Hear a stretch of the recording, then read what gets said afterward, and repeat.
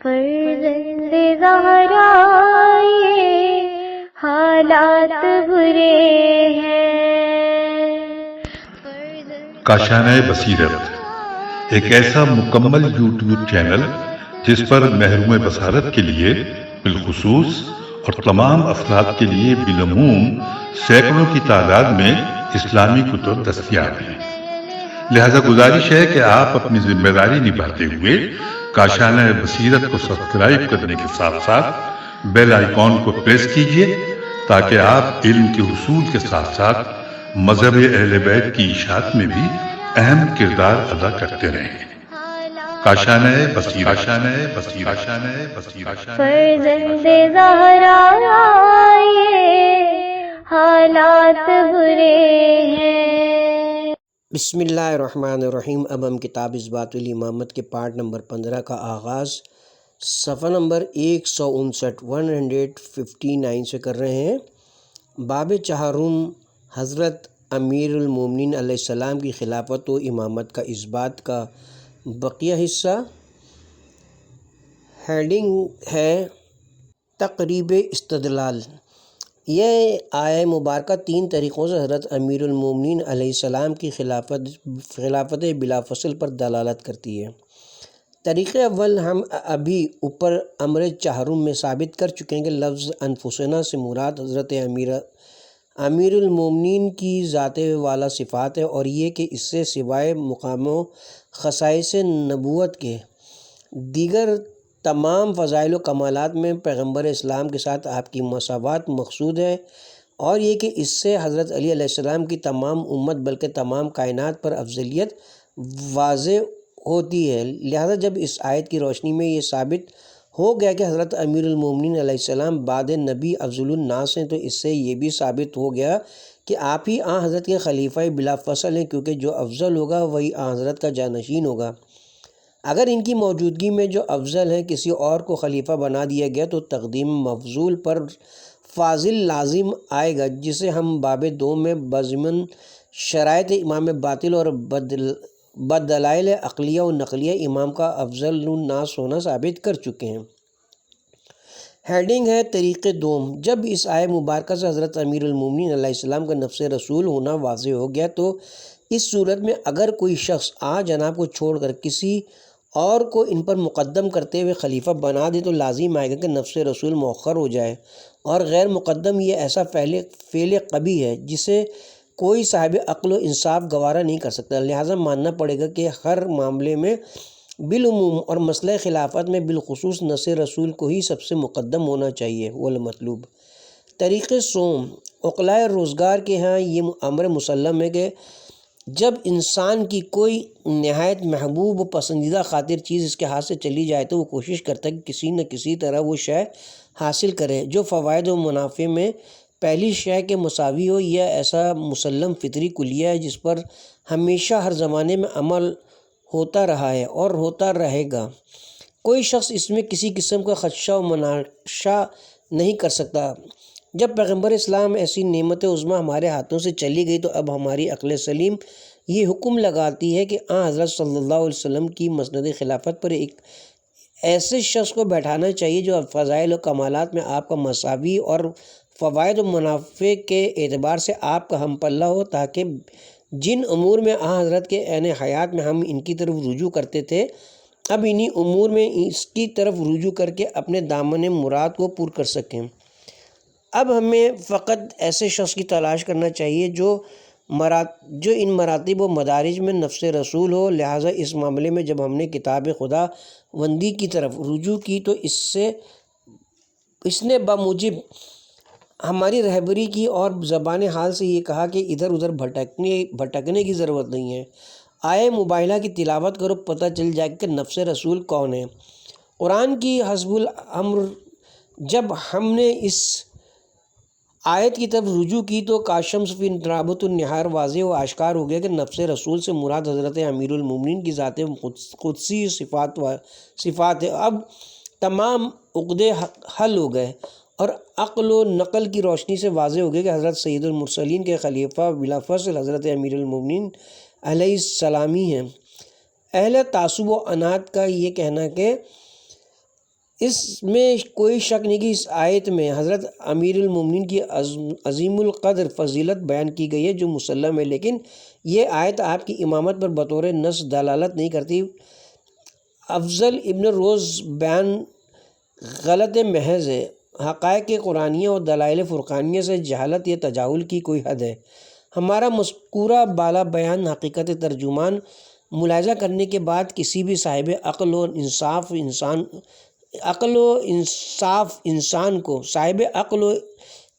انسان کو اس امر میں ذرہ برابر شک و شبہ باقی نہیں رہ جاتا کہ یہ آیت بطور نص صریح حضرت امیر علیہ السلام کی خلافت بلافظ پر دلالت کر رہی ہے۔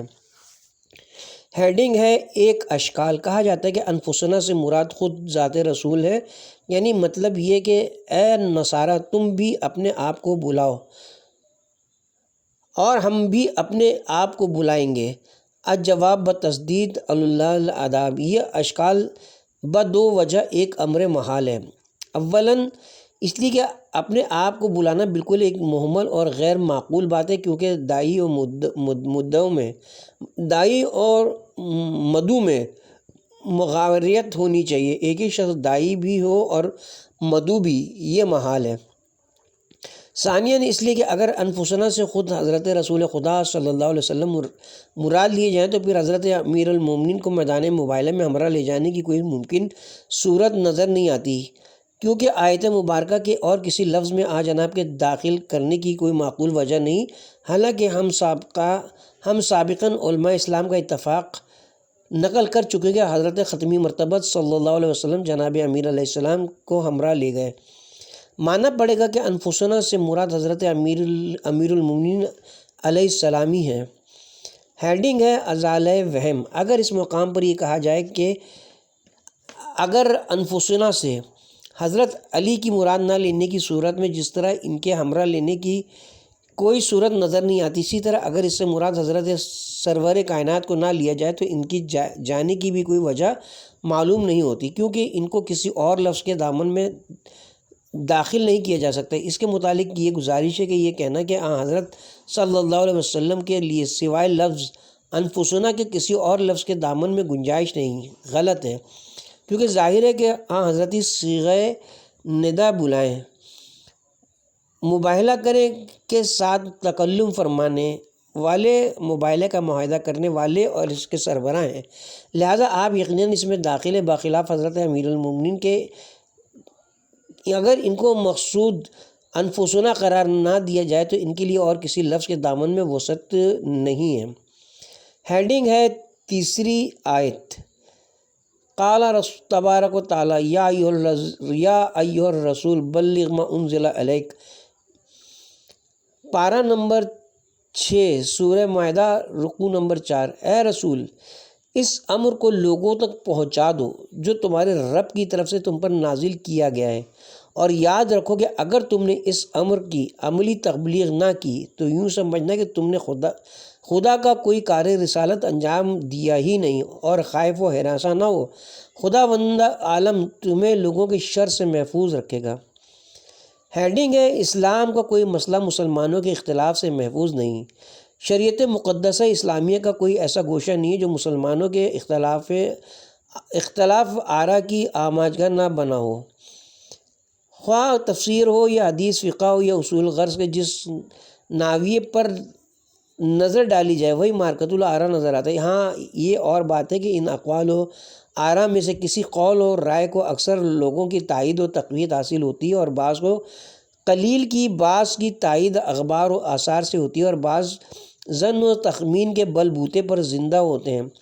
لہٰذا ان حالات میں کسی مسئلے کے متعلق مطلقاً یہ نہیں کہا جا سکتا کہ اس طرح تمام علماء اسلام کا اجماع و اتفاق ہے کہ اس مسئلے میں اور کوئی قول ہی نہیں ہے۔ ہم جہاں یہ کہتے ہیں کہ فلاں آئے کہ فلاں معنی پر یا فلاں روایت کی صحت پر مفسرین و محدثین کا اتفاق ہے تو اس سے ہماری مراد یہ ہوتی ہے کہ تفسیر و حدیث کی صحت پر اکثر و معتبر مفسرین و محدثین کا اتفاق ہے، اور یہ کہ اس قول کو اخبار و آثار صحیحہ کی تائید حاصل ہے، اور اس کے بالمقابل جو دوسرا قول یا دوسرے اقوال ہیں وہ قائلین کی ندرت و قلت اور اخبار و آثار صحیحہ سے ان کی تائید نہ ہونے کی وجہ سے قابل رد اور درجہ حجیت و اعتبار سے ساقط ہیں۔ ہیڈنگ ہے اس آیت کا شان نزول۔ اس مختصر تمہید کے بعد عرض ہے کہ عالم اسلام کے سب مستند و معتبر مفسرین، محدثین اور مورخین کا اس امر پر اتفاق ہے کہ یہ آیہ وافی ہدایہ 18 ذی الحجہ سن 10 ہجری کو بامقام غدیر خم سرکاری سید المرسلین پر حضرت جناب امیر المومنین کے بارے میں نازل ہوئی، جبکہ حضرت صلی اللہ علیہ وسلم آخری حج سے تشریف واپس لا رہے تھے۔ علامہ جلال الدین سیوطی اپنی تفسیر در منصور جلد نمبر 1 صفحہ نمبر 218 طبع مصر میں باسناد ابن ابی حاتم و ابن عساکر و ابن مردویہ ابن ابی سعید خدری سے اور باسناد ابن مردویہ ابن مسعود سے روایت کرتے ہیں کہ ان دو اصحاب رسول کا بیان ہے کہ ہم عہد رسالت مآب میں اس آیت کو یوں پڑھا کرتے تھے: اے رسول، جو کچھ تمہارے پروردگار کی طرف سے تم پر نازل کیا ہے کہ علی مومنوں کے مولا ہیں، اسے پہنچا دو۔ ایسا ہی تفسیر مظہری صفحہ نمبر 68 اور فتح البیان جلد نمبر 3 صفحہ نمبر 89، حبیب السیر صفحہ نمبر 143، ارجی المطالب صفحہ نمبر 204 وغیرہ میں مذکور ہے۔ واحدی نے اسباب النزول صفحہ نمبر 150 پر باسناد خود ابو سعید خدری سے روایت کی ہے کہ یہ آیہ مبارکہ غدیر خم کے دن حضرت علی علیہ السلام کے حق میں نازل ہوئی۔ اسی طرح فخر الدین رازی نے تفسیر کبیر جلد نمبر 3 صفحہ نمبر 636 پر بذیل وجہ دہم بیان کیا ہے کہ یہ آیت حضرت علی علیہ السلام کی شان میں نازل ہوئی اور اسے ابن عباس و برا بن عازب اور محمد بن علی کہ امام محمد باقر علیہ السلام کا قول قرار دیا ہے۔ ہیڈنگ ہے تقریب استدلال۔ وہ رسول اکرم صلی اللہ علیہ وسلم جو واجب تو واجب استجابی اور اوامر کے امتثال میں بھی ذرا برابر تقصیر و کوتاہی نہیں فرمایا کرتے تھے۔ وہ ایسے تحدید آمیز وجوبی حکم کے امتثال میں کس طرح سہل انگیزی کر سکتے ہیں، جس کی عدم بجاوری سے تمام کار رسالت کے ضائع ہونے کا فقط شدید خطرہ ہی نہیں بلکہ یقین تھا کہ یہی وجہ ہے کہ جب مقام غدیر خم میں اس آیہ مبارکہ کا نزول ہوا تو باوجود کہ گرمی کی بڑی شدت تھی، سائے کا کوئی انتظام نہ تھا، عام لوگ ظاہری شدت گرمک سے اور کچھ لوگ اس کے علاوہ اندرونی آتش حسد کی حدت سے کباب ہوئے جاتے تھے، لیکن حضرت ان امور کی پرواہ نہ کی اور خود وہیں رحل اقامت ڈال دی اور پالانوں کا منبر تیار کر کے اس فریضے کی تبلیغ شروع کی۔ مورخین و محدثین نے اس وقت نقشہ بیان الفاظ کھینچا ہے کہ وہ 18 ذی الحجہ سن 10 ہجری کا دن سخت گرمی کا دن تھا، یہاں تک کہ آدمی اپنی چادریں زیر پا بچھاتے تھے اور سروں پر شدید گرمی پڑ رہی تھی۔ لوگ اپنی سواریوں کے سائے میں پناہ لے رہے تھے، لیکن حضرت صلی اللہ علیہ وسلم نے وہیں ڈیرا ڈال دیا اور سامان سفر اور اونٹوں کے پالان جمع کر کے ایک منبر تیار کیا۔ اس پر تشریف لے جا کر لوگوں سے خطاب کرتے ہوئے ارشاد فرمایا: اے مسلمانوں، کیا میں تمہارے نفسوں سے زیادہ تم پر حق حکومت و تصرف نہیں رکھتا؟ سب نے کہا: ہاں یا رسول اللہ، بے شک ایسا ہی ہے۔ فرمایا: جس کا میں حاکم و سردار ہوں، اس کا علی بھی حاکم و سردار ہے۔ اس فریضے کی انجام دہی کے بعد خالق اکبر کی طرف متوجہ اور یوں دعا کی: بار الہ، جو شخص علی سے دوستی رکھے تو اسے دوست رکھ، اور جو ان سے دشمنی کرے تو اس سے دشمنی کر، جو ان کی نصرت کرے تو ان کی نصرت کر، اور جو ان کی نصرت نہ کرے تو بھی ان کی نصرت نہ کرنا۔ یہ واقعہ سابقاً نام بردہ کتب کے علاوہ باختلاف یسیر کتاب ارجی المطالب صفحہ نمبر 302 پر بحوالہ حافظ ابو نعیم وحیلۃ الاولیاء و سلبی در منصور در تفسیر سلبی در تفسیر خود اور صفحہ نمبر 304 پر حوالہ ابن مغازلی در مناقب اور ابراہیم نظری در خصائص اور شہاب الدین احمد در توضیح الدلائل میں بھی موجود ہے، اور ایسے ہی تفسیر در منصور جلد نمبر 2 صفحہ نمبر 259 پر مذکور ہے کہ جب حضرت صلی اللہ علیہ وآلہ وسلم اس اہم فریضہ سے سبکدوش ہو چکے تو فوراً جبرائیل امین یا آیہ مبارکہ لے کر نازل ہوئے۔ اليوم اکملت لکم دینکم وانعمتی علیکم نعمتی ورضیت لکم الاسلام دینا، آج کے دن میں نے تمہارے دین کو کامل کر دیا اور اپنی نعمت کو تم پر تمام کر دیا اور تمہارے لیے دین اسلام کو پسند کیا۔ در منصور جلد نمبر 2 صفحہ نمبر 259 طبع مصر تذکرہ سبت ابن جوزی، صفحہ نمبر 18 طبع ایران تفسیر ابن کثیر جلد نمبر 2 صفحہ نمبر 12 طبع مصر۔ اس وقت سرور کائنات نے فرت مسرت و اس بات سے فرمایا، میں اللہ کی عظمت و بزرگی بیان کرتا ہوں، تکمیل دین، اتمام نعمت اور اپنی رسالت اور علی ابن ابی طالب علیہ السلام کی ولایت پر خداوند عالم کی رضامندی کی وجہ سے۔ کتاب کا حوالہ مفات الجناب فی مناقب آل ابا بخشی۔ اس کے بعد مبارک بادی کا سلسلہ شروع ہوا اور غالباً سب سے پہلے حضرت عمر نے آگے بڑھ کر ہدیہ تبریک پیش کیا۔ تفسیر کبیر جلد نمبر 3 صفحہ نمبر 236 پر ہے، اے فرزند ابو طالب، مبارک ہو مبارک کہ آپ میرے اور ہر مومن مرد اور مومنہ عورت کے مولا و آقا ہو گئے۔ تاریخ بغداد جلد نمبر 8 صفحہ نمبر 290 میں بجائے ہینا کے بقین یا ابن ابی طالب مذکور ہے۔ جناب عمر کی مبارک بادی کا تذکرہ مسند ابو یعلی اور تفسیر ابن جریر جلد نمبر 3 صفحہ نمبر 428 فصول محمہ ابن صباغ مالکی، صفحہ نمبر 25 سیر العالمین غزائی، صفحہ نمبر 11 تذکرہ سبت ابن جوزی، صفحہ نمبر 18 طبع ایران پر بھی مذکور ہے۔ بہرحال یہ واقعہ غدیر والی حدیث شریف صحیح بلکہ متواتر ہے۔ یہی وجہ ہے کہ ابنائے جماعت نے اپنا زیادہ زور اس حدیث کی معنوی تحریف و تعویل پر صرف کیا، اسی لیے ہم بھی اس کی دلالت کی طرف متوجہ ہوتے ہیں۔ ہیڈنگ ہے وجہ دلالت واقع غدیر بر امامت حضرت امیر علیہ السلام۔ واضح ہو کہ لفظ مولا کلام عرب میں چند معنوں میں استعمال ہوتا ہے، من جملہ ان کے بامعنی آزاد کردہ، عبد، غلام یعنی غلام، سیف ہم قسم، ابن یعنی بیٹا، ام یعنی چچا، ابن العم چچا زاد بھائی، الناصر یعنی مددگار، محب یعنی دوست، اولا بالتصرف یعنی سردار و حاکم۔ یہاں تک کہ بعض محققین نے اس کے 27 معنی شمار کیے ہیں۔ موقع مؤہل کی مناسبت سے یہ الفاظ ان معنی میں استعمال ہوتا ہے، لیکن اس مقام پر اس سے قطعاً آخری معنی اولا بالتصرف مراد ہے، کیونکہ یہاں اس کے دوسرے اکثر معنی تو فی انفسنا ہرگز مراد نہیں ہو سکتے ہیں، جیسے موتق و عبد و حلیف و ام وغیرہ۔ ہاں البتہ ناصر و محب کے معنوں کے احتمال کی نفی نہیں کی جا سکتی، مگر اس مقام پر ایسے قرائن و دلائل عقلیہ و نقلیہ موجود ہیں جو یہ بتاتے ہیں کہ یہاں اس لفظ سے مراد فقط اولا بالتصرفی ہے،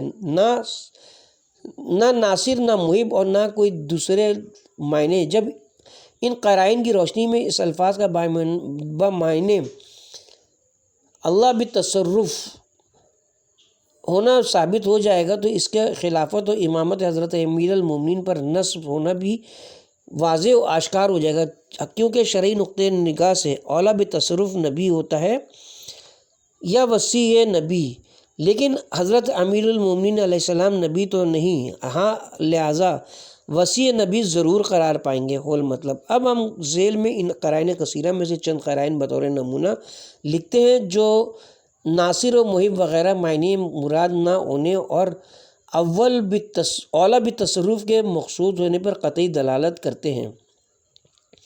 ہیڈنگ ہے پہلا قرینہ۔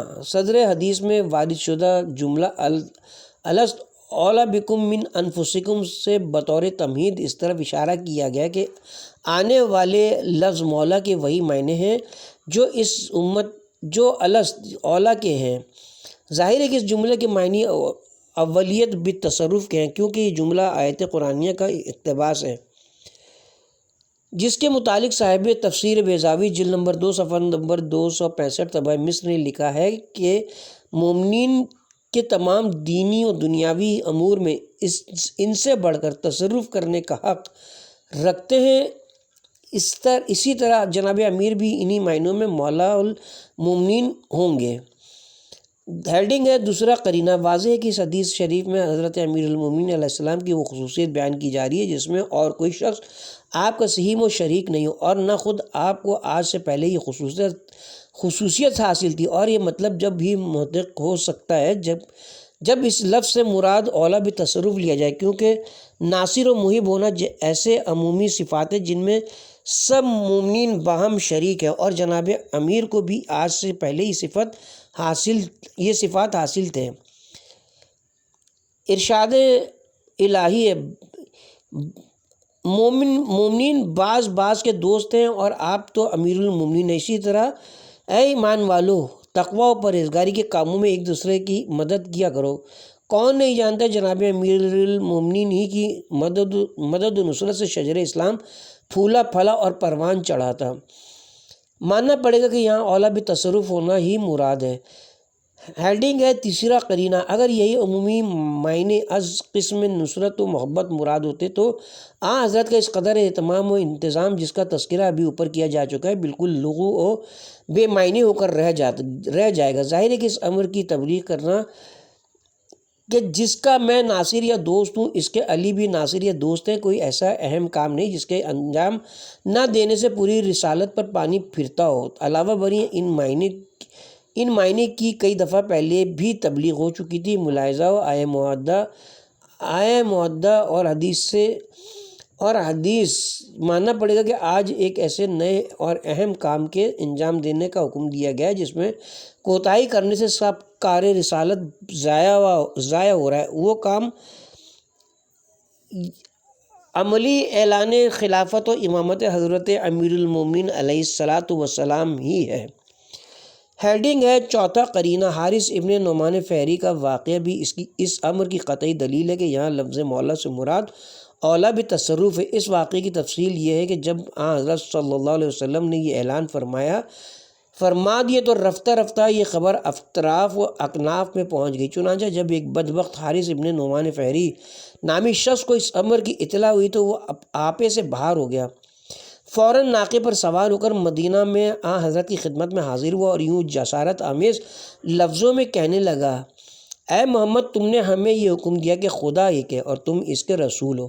ہم نے اس کی تصدیق کی۔ تم نے ہمیں 5 نمازوں کا حکم دیا، ہم نے اسے قبول کیا۔ تم نے زکوٰۃ کا حکم دیا، ہم نے مانا۔ تم نے ہمیں ماہ رمضان کے روزہ رکھنے کا امر کیا، ہم نے اسے بھی تسلیم کیا۔ تم نے حج کا حکم دیا، اسے بھی ہم نے قبول کیا، لیکن تم نے ان امور پر اتفاق نہ کی اور اب اپنے ابن عم علی بن ابی طالب کو بلند کرنے لگے اور کھلم کھلا ان کو ہم پر فضیلت دیتے ہوئے صاف لفظوں میں کہہ دیا، من کنت مولا فعلی مولا۔ مجھے تم یہ بتاؤ کہ تم نے اپنی طرف سے ایسا کیا یا خدا کی طرف سے ہے؟ حضرت نے فرمایا کہ ذات کی قسم جس کے سوا اور کوئی خدا نہیں ہے، میں نے خداوند عالم کے حکم سے ہی ایسا کیا۔ یہ سن کر حارث پیٹھ پھیر کر اپنی ناقہ کی طرف متوجہ ہوا اور اس اثنا میں بارگاہ ازدی میں اپنی شقاوت کا یوں اظہار کیا، بار الہ جو کچھ محمد نے کہا ہے اگر یہ سچ ہے تو میرے اوپر آسمان سے کوئی پتھر نازل کر یا کوئی دردناک عذاب بھیج۔ راویان اخبار کا بیان ہے کہ ابھی نعمان ناقے تک نہیں پہنچا تھا کہ خداوند عالم نے ایک پتھر نازل کیا جس نے اس کے سر و بدن کو 2 نیم کر دیا۔ نعمان اسی وقت واصل جہنم ہو گیا۔ اس کے بعد خداوند عالم نے یہ آیت نازل کی۔ ملاحظہ ہو تفسیر سلبی بذیل آیت سائل مودۃ القربہ، تفسیر قرطبی جلد نمبر 18 صفحہ نمبر 278، طبع مصر بذیل آیہ ھذا، تذکرہ سبط ابن جوزی صفحہ نمبر 101، تفسیر سراج منیر جلد نمبر 4 صفحہ نمبر 384، فرائد السمتین حمونی جلد نمبر 2 صفحہ نمبر 13، فتح القدیر جلد نمبر 2 صفحہ نمبر 57، سیرت حلبی اور جواہر الاقدین سہمودی وغیرہ۔ یہ واقعہ اس امر کی قطعی دلیل ہے کہ حارث ابن نعمان نے اس لفظ سے یہی معنی اولا بتصرف سمجھے تھے جیسا کہ اس کے قول و فعل سے ظاہر ہے، ورنہ اگر یہ لفظ بمعنی ناصر و محب ہوتا تو اس کے اس قدر آتش زیر پا ہونے کی کوئی وجہ نہ تھی۔ اس کے علاوہ حضرت رسول خدا صلی اللہ علیہ وسلم کا سکوت بھی اس امر پر دلالت کرتا ہے کہ جو معنی اس نے سمجھے تھے وہ ٹھیک تھے، ورنہ حضرت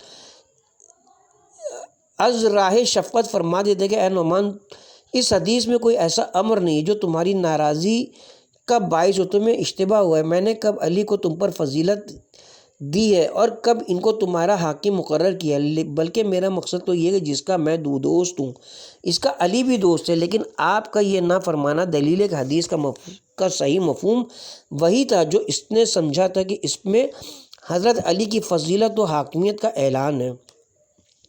ہیڈنگ ہے 5واں قرینہ۔ ابھی ہم اوپر تفسیر کبیر اور تاریخ بغداد اور تفسیر ابن جریر وغیرہ کے حوالے سے لکھ چکے ہیں کہ حضرت کے اس اعلان کے بعد حضرت عمر وغیرہ نے ان الفاظ کے ساتھ امیر المومنین کو آ کر مبارکباد دی، بخن لکا یا ابن ابی طالب۔ یہ مبارکباد بھی اس امر کی روشن دلیل ہے کہ اس لفظ سے یہاں مراد اولا بتصرف ہی ہے، ورنہ اگر وہی عمومی معنی اخوت و محبت مراد ہوتی تو اس مبارکبادی کی کوئی معقول وجہ نظر نہیں آتی۔ سوائق محرکہ صفحہ نمبر 27 مطبوعہ بھیا مصر پر ابن حجر کی لفظ مولد کو بامعنی اولا ہونے کی صحت کو تسلیم کرتے ہوئے رقم تراز ہیں۔ واقع وہ حقیقت یہ کہ حدیث غدیر میں لفظ مولا بھی اولا ہے، کیونکہ یہی معنی حضرت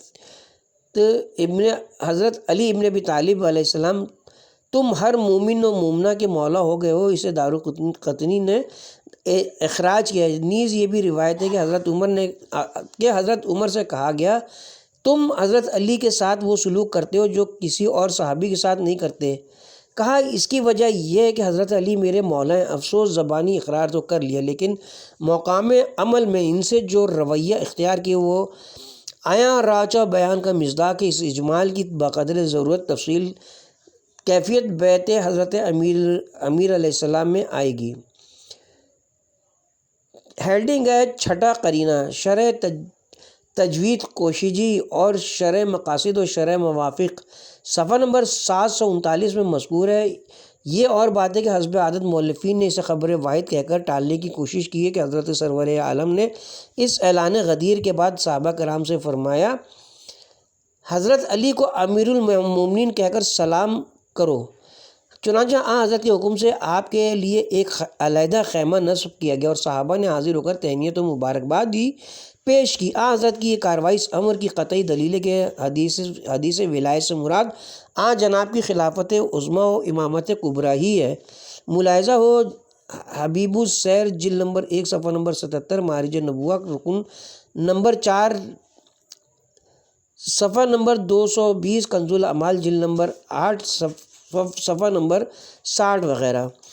ہیڈنگ ہے 7واں قرینہ، اخبار و آثار سے معلوم ہوتا ہے کہ صحابہ کرام نے جو اہل زبان ہونے کے علاوہ واقعے پر موجود بھی تھے یہی معنی سمجھے تھے، چنانچہ حضرت کے درباری شاعر حسان ابن ثابت نے اسی وقت اس موقع کو تہنیتی اشعار کے قالب میں ڈال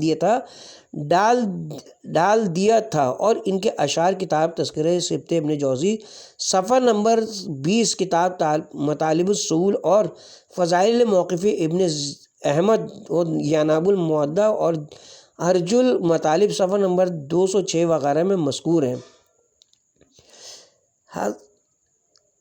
من جملہ ان اشعار ابدار کے ایک شعر یہ ہے، حضرت رسول نے فرمایا اے علی اٹھو کیونکہ میں نے تمہیں اپنے بعد لوگوں کا امام و ہادی منتخب کیا ہے۔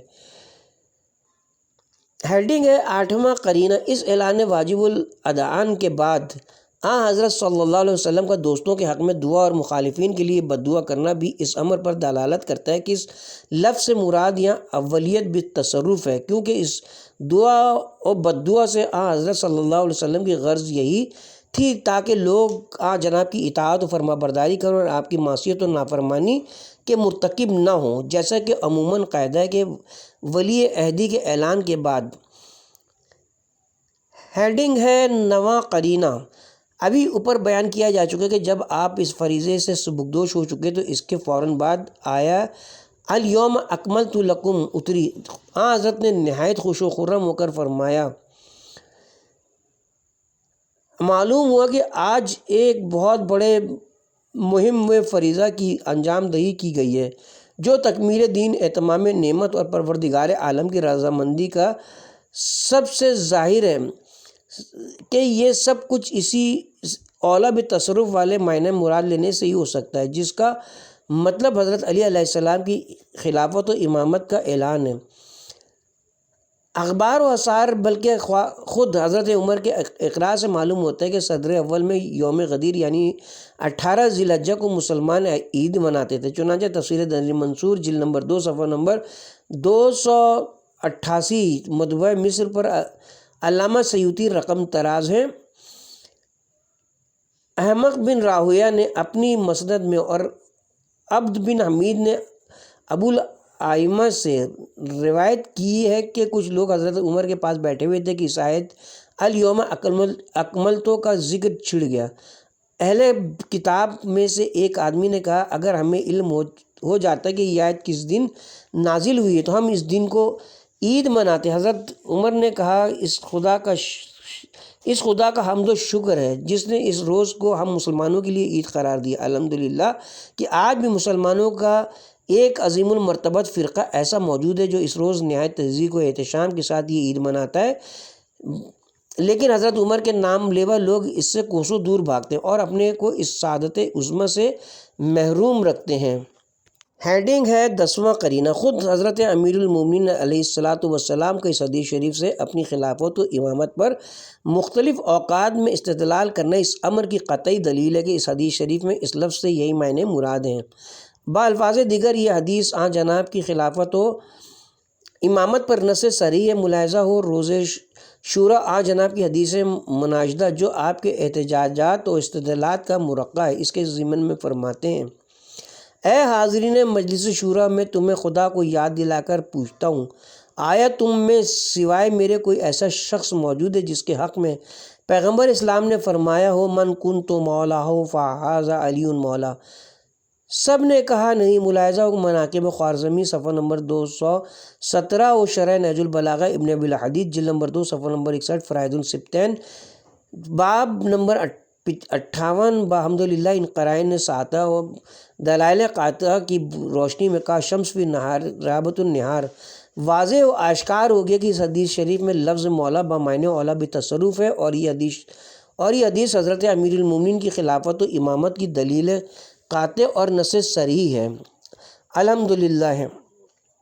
اس کے ساتھ ہی اب ہم یہاں پہ کتاب کے پارٹ نمبر 15 کا اختتام کرتے ہیں اور کتاب کے پارٹ نمبر 16 کا آغاز صفحہ نمبر 170 سے کریں گے۔